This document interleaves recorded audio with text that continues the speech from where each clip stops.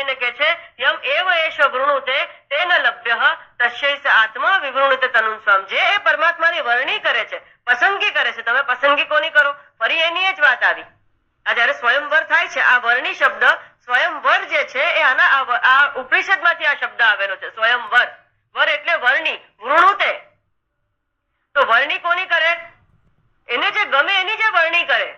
એમ પરમાત્માની આપણે વર્ણી કરીશું, પરમાત્માને આપણે પસંદ કરીશું કે ગમાડીશું, તો જ એ પરમાત્મા પોતાનું સત્ય સ્વરૂપ જે છે એમ એવ એષો વૃણુતે તેન લભ્યઃ તસ્યૈષ આત્મા વિવૃણુતે તનું સ્વામ. એનું પોતાનું આખું હાર્દ તત્વ બધું જ ખોલીને આપણી પાસે મૂકી દે છે.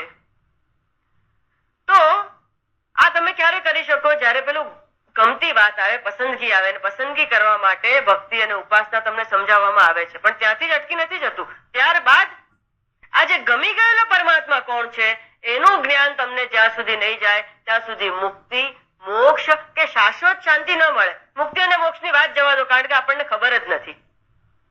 મુક્તિ અને મોક્ષ ખબર જ નથી, અને જે ખબર જ ન હોય એના સુધી તમે પહોંચી ન શકો. અત્યારે તમારે પરમાત્માને કેવી રીતે જાણવાનો છે? તો કે મારી અંદર જે સચ્ચિદાનંદ પરમાત્મા, મારા જીવનનું જે સત્તા અને સ્ફૂર્તિનું જે કારણ જે છે કોણ છે? તો કે પરમાત્મા છે.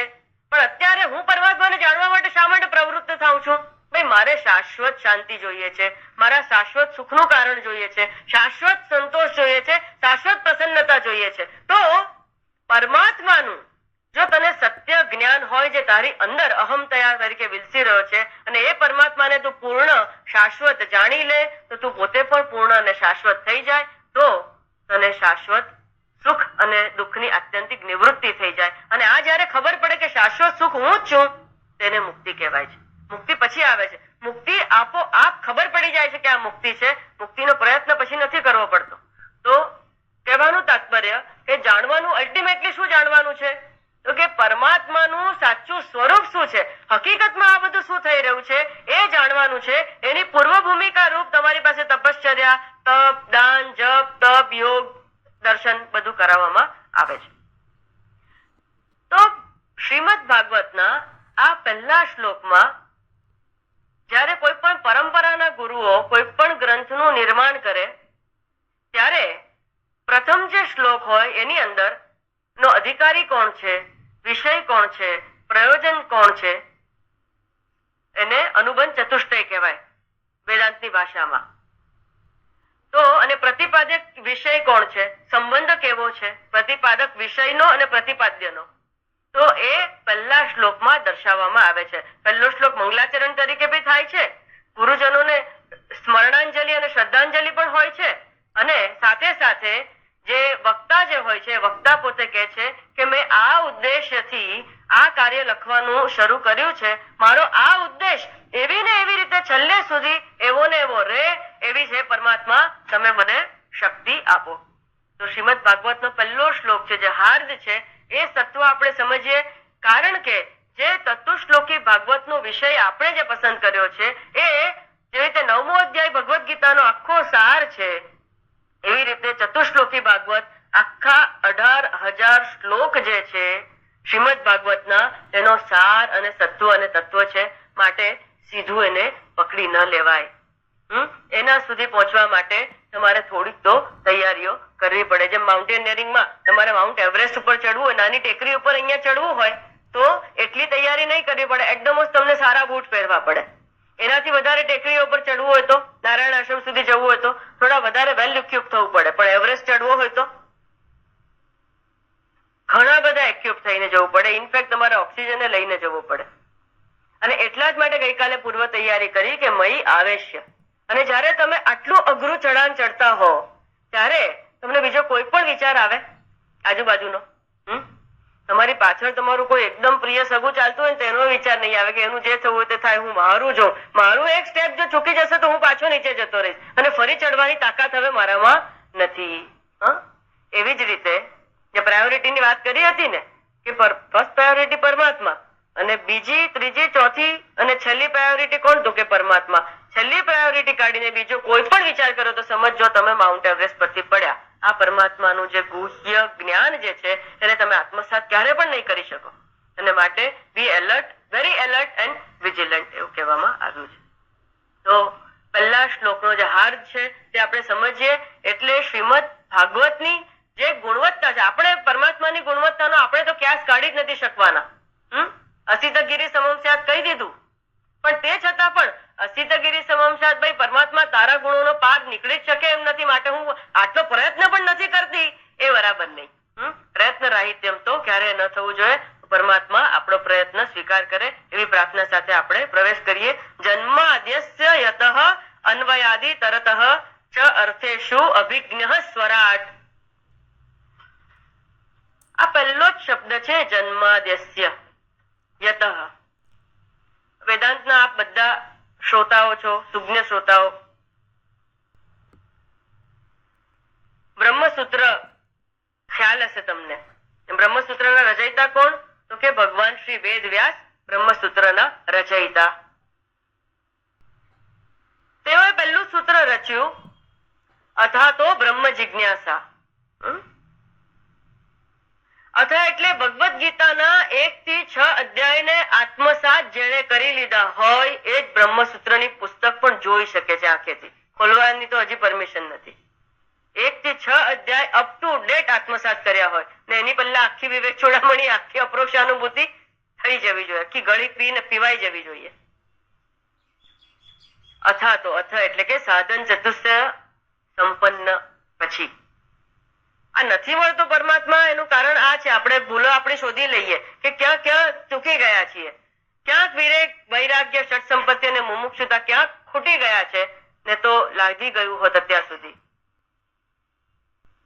બ્રહ્મની જિજ્ઞાસા કરવી એટલે કે બ્રહ્મ જિજ્ઞાસિતવ્યમ. બ્રહ્મ જાણવા જેવો છે, બ્રહ્મને જ જાણવા જેવો છે, બ્રહ્મ જાણી શકાય એવો છે. બ્રહ્મને જાણવાની એકમાત્ર ચેષ્ટા કરવી જોઈએ. આટલું તો કહી દીધું. બ્રહ્મ, ઈશ્વર, પરમાત્મા, શક્તિ, જે નામ આપવું હોય તે. પછી ભગવાન વેદ વ્યાસને થયું કે મેં બ્રહ્મની તો વાત કરી, બ્રહ્મની જિજ્ઞાસા તો કરું, પણ પરમાત્મા કેવો છે? તો કે યતો વાચો નિવર્તન્તે અપ્રાપ્ય મનસાસહ. મેં જ વેદના જયારે 4 વેદને વિભાજન કર્યા ત્યારે વેદાંત અને ઉપનિષદોમાં મેં જ દર્શન કર્યું છે કે યતો વાચો નિવર્તન્તે, મન અને બુદ્ધિ ત્યાં પહોંચી નથી શકતા. જિજ્ઞાસ્ય વિષય જે હોય એ જિજ્ઞાસ્ય વિષય મનથી પણ પહોંચી શકે એવો ન હોય તો એની જિજ્ઞાસા કરવી કેવી રીતે? જિજ્ઞાસા કરવા માટે જિજ્ઞાસા વિષય તો કોઈ જોઈએ ને. હવે અહીંયા મન જ ના પહોંચ્યું તો જિજ્ઞાસા માટે કોણ જોઈએ? તો કે મન જોઈએ. અહીંયા મન પહોંચતું નથી તો આ કયો બ્રહ્મ ને મેં કેમ કહ્યું કે જિજ્ઞાસા કરવી? તો હવે હું શું કરું? એ બ્રહ્મને જાણું કેવી રીતે? સાધન ચતુષ્ટય તો થઈ ગયા. વાણીથી તો કે મન જ નથી જતું તો વાણી કેવી રીતે જાય? તો આ કયો બ્રહ્મ? અને જાણવો જરૂરી છે. કેમ?